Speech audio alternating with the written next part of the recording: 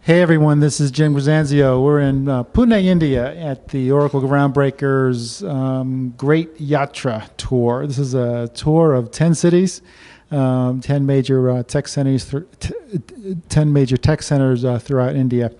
And I am here with Sandesh Rao. Sandesh. Hey. Hey Jim, how's it going? Okay, Thank good, you for having me here. good.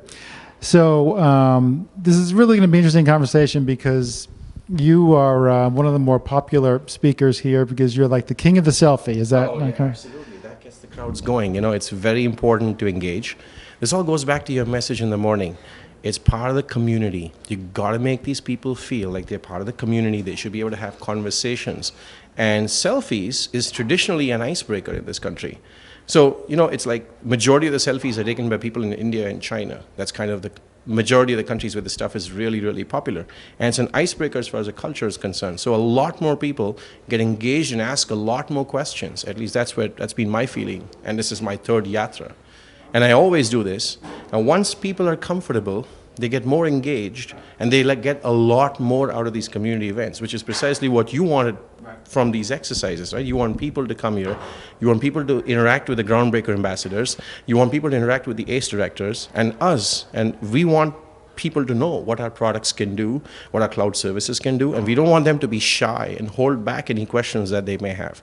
So the selfies is a means for us to better interact with our audience.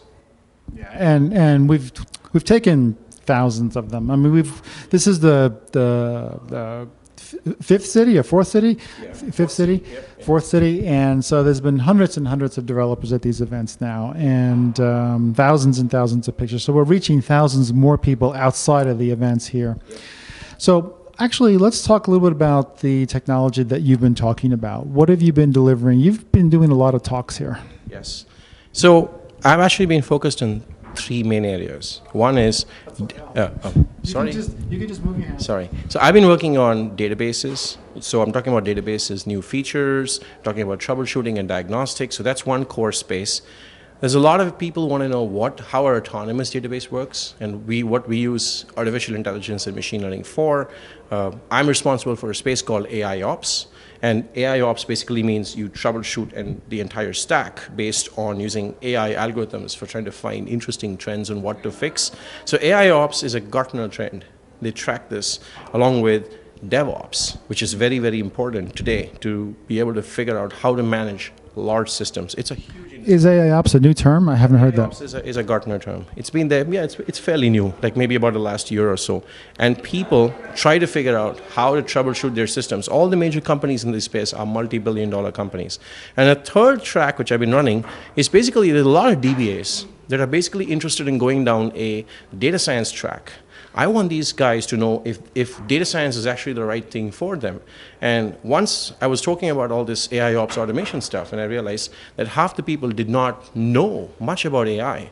And I thought, how about a basics AI course? And lead that to the autonomous cloud offerings where we have something called an ML home, where people can actually write code using Oracle ML in our own autonomous cloud.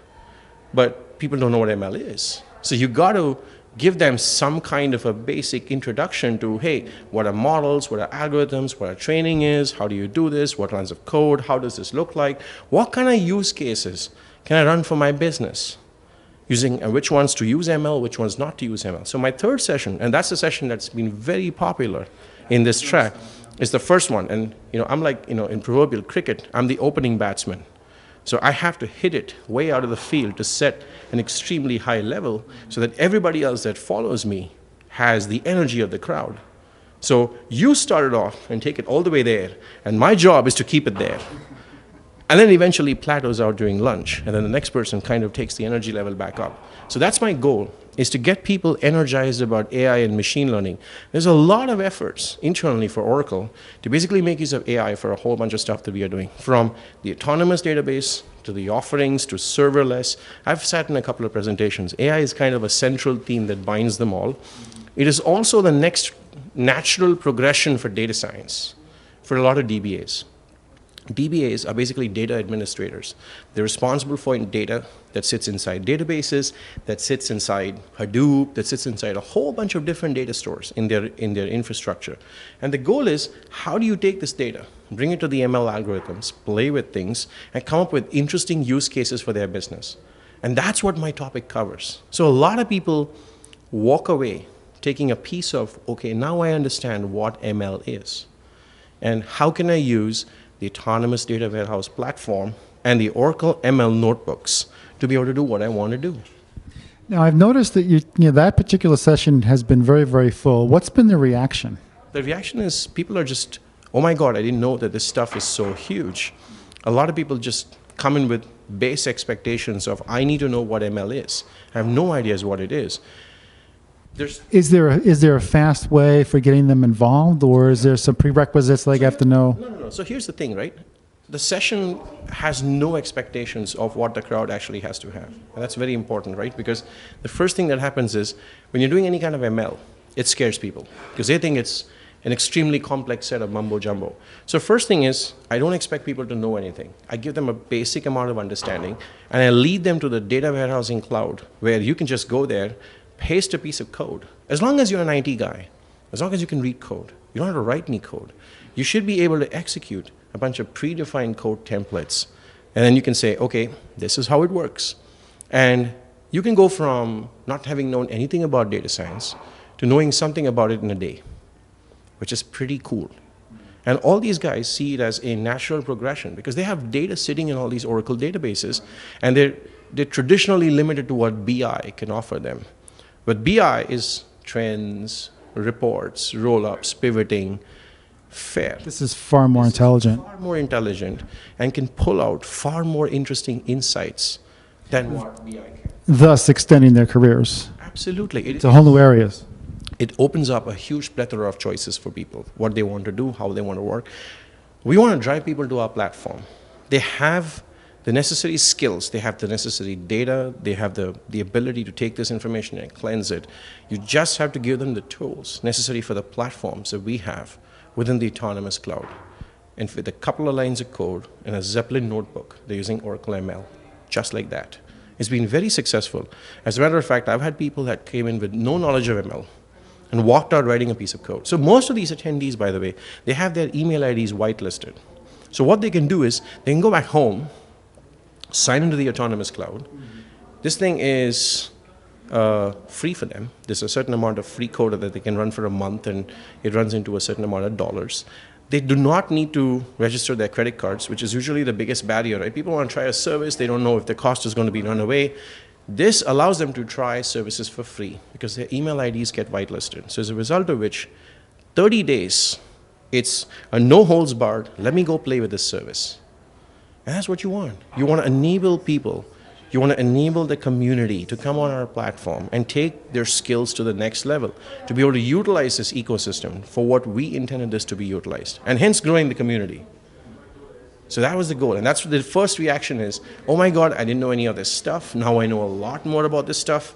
And the second step is, okay, now that I have some basic idea, how do I translate this into actual skills? What tools can I use?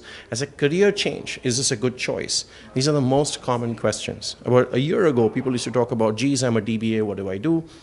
Those questions are slowly waning because of all these plethora of cloud choices we have. There's PaaS services, there's serverless, there's some AI and machine learning, and there's the autonomous database. It's opening up these huge avenues for these DBAs to figure out what are the next things they want to do in their careers. It's pretty exciting. Interesting, very interesting.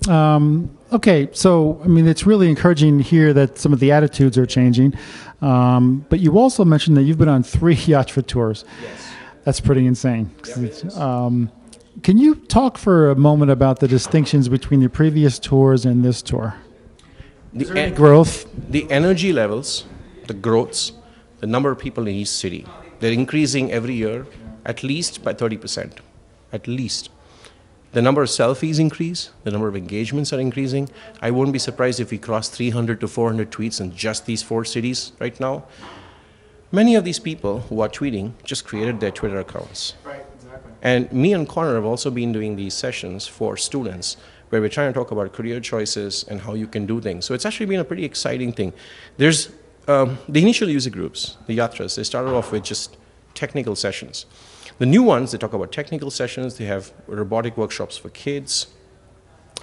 They have far more varied sessions. There's cloud sessions, there's on-prem sessions, there's AI sessions, there's upgrade sessions, there's NoSQL sessions. And so it's a huge gamut plethora, because today we live in a very polymorphic system. Things are changing, there's all sorts of different tools, and we need to do something in order to allow people to work on whichever platform that they feel comfortable and connect it back to the Oracle ecosystem. So in order to do that, we basically do this, and we connect to everything, and we ship all these tools. So the variety of the sessions, the sheer number of the sessions, so we can see about 2,500 people in just a single Yatra tour. The initial Yatra tour started off with 4, 5 cities, they went to 6 cities, and this one's 10 cities, back to back. So, to summarize the answer to your question, number of cities have gone up. User groups that didn't exist before are now at least 60 to 100 people. The average city, like Bangalore or Chennai, can be at least 300 to 350 people per city, which is absolutely bonkers. And you can meet about 2,500 people. India is the back office for the world, for many of the companies, whether it is Fidelity to Wells Fargo to JP Morgan to Bank of America, you name a company, and the back office is in India across all of these cities. The kind of thing that you talk about, it influences these people as to what technology choices they pick. And hence, India is a very important space where we have to build this community, we have to foster this community. And like just yesterday in Ahmedabad, when we were there were so many people. The engagement was through the roof. There were at least very, very exciting. 30 to 40% more people. And the same thing here. I mean, the only place left where there are no people is the ceiling. We're not seeing people hanging from the ceiling, but apart from that, on the sides and the back, are people sitting in the front in all our sessions. And that shows that people are hungry for Oracle products, Oracle services, and we need to give this to them. And this is how we build the community. And you're only halfway through the tour. Yes. This is going to turn into a way more exciting. I mean, the thing for me, at least for this year, is the new cities that have been added. There's Vizag, there's Calcutta. These are new cities.